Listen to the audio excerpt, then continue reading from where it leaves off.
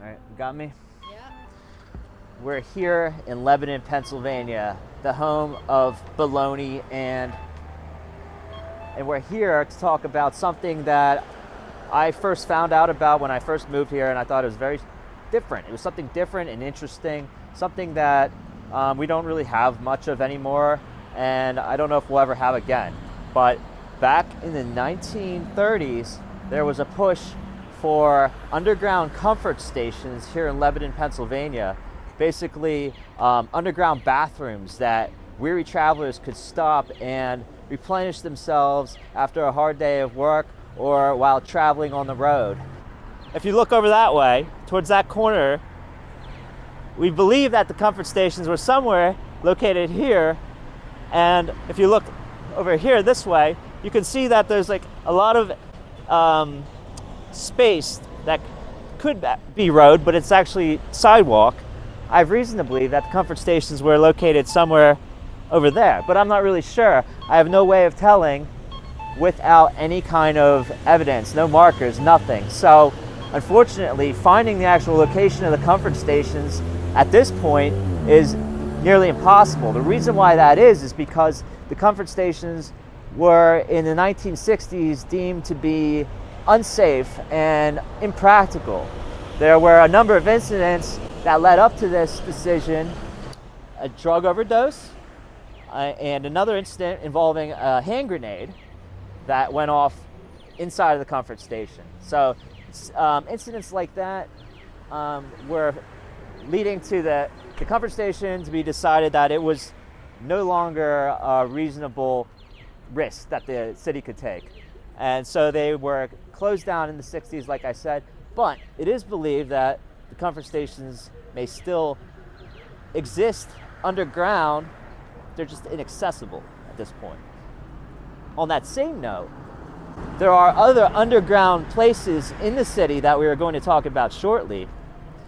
But before we do that, before we talk about those places, I want to show you one really important piece of historical evidence that people drive by every day and, for the most part, probably take it for granted.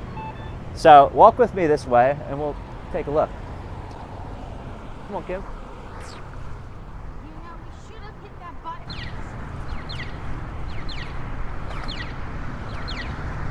By the way, Lebanon is also known for Bethlehem steel. That's how it all started.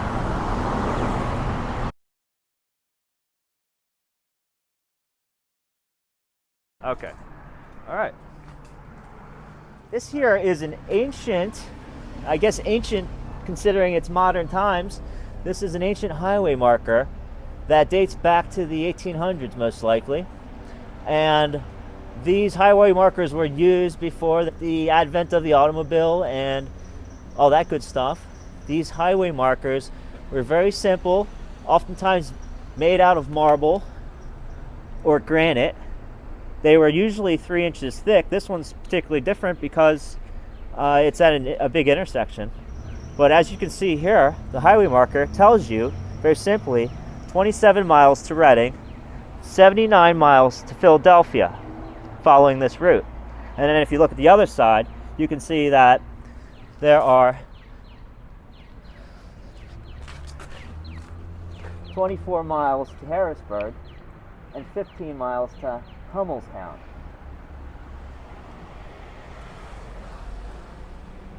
And these highway markers date back to the 1800s, like I said. And there are hundreds of them still in existence here in Pennsylvania,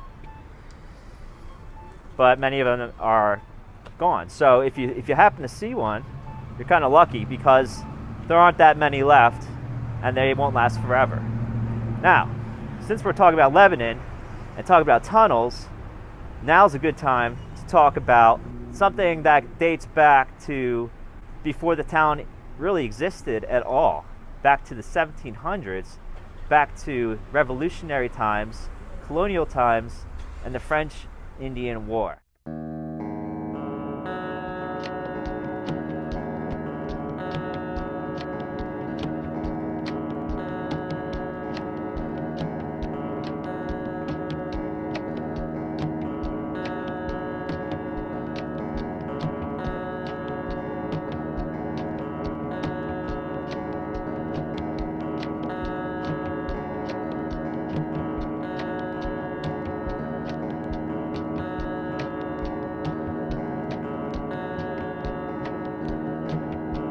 This is Light's Fort here in Lebanon, Pennsylvania.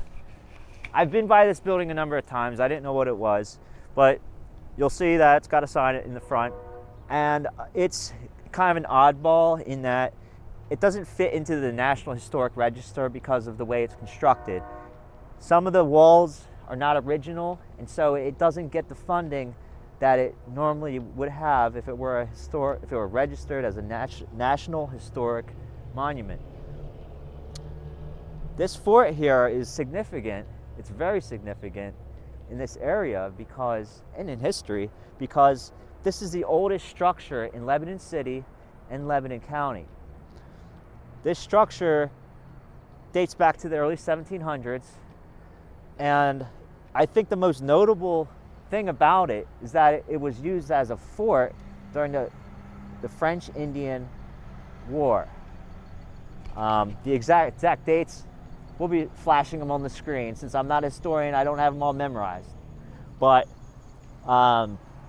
this building was designed to house 200 people. And one of the notable things about it, one of the most interesting things about it, is that this building had tunnels that were built underneath it. And those tunnels were traced historically back to downtown Lebanon, where the original courthouse was, the Lebanon County Courthouse building was. And the idea was that during Indian raids, people could evacuate the town by following tunnels that led from a house where the old courthouse was all the way a mile away out of town to this building right here. There were 2 tunnels from what I've researched. One of the tunnels connected this building with downtown where the old courthouse was, and one of the tunnels connected with a section of woods near Willow Street. So there was a lot of thought put into how to escape and avoid the Indians.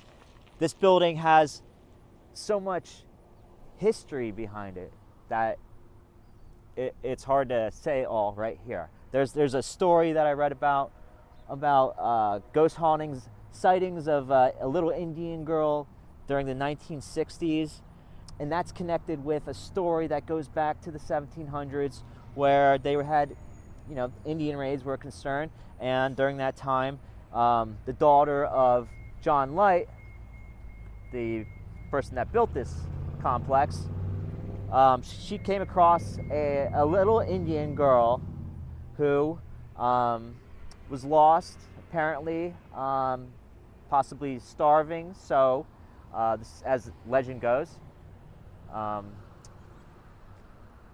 Light's daughter took the Indian girl under her wing and fed her and gave her a place to sleep. And that same night, John Light's daughter noticed something suspicious about the Indian girl, and noticed that she had a pack of matches, tinderbox they called it, and at that point she became very suspicious, and it's legend that she followed the girl and found that she was actually trying to set fire to a nearby barn. And so the girl wasn't actually homeless, lost, or whatever. She was actually apparently set there to do some devious work. It was actually also noted in that story that John Light's daughter was given a hunting knife by John Light, and she actually killed the girl. She killed the Indian girl in that story, and supposedly, there's been hauntings ever since then. Who's to say if that's actually true? Anyway, what I wanted to do here today was give you sort of an idea of how the tunnels may have looked between here and the courthouse downtown. The courthouse is no longer, and it has now been replaced by the Wells Fargo Bank. That happened in the 60s, a long time ago. And one thing I want to note is that courthouse was extremely beautiful. It was a very beautiful courthouse, and it's truly a shame to have something like that torn down and replaced with something that much less appealing, in my opinion. Nothing against Wells Fargo. Anyway, so let's take a look at some drone and see where the tunnels may have been located between here and the city.